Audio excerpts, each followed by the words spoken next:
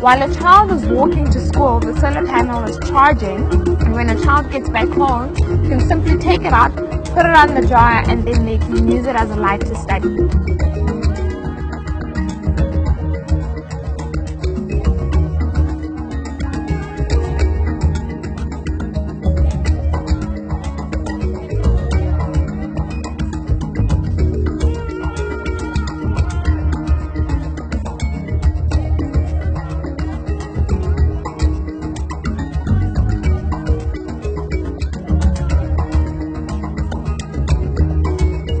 I often think of the actual plastic bag as a metaphor of how society could look at itself, and more importantly the kids, saying it might seem like I am nothing,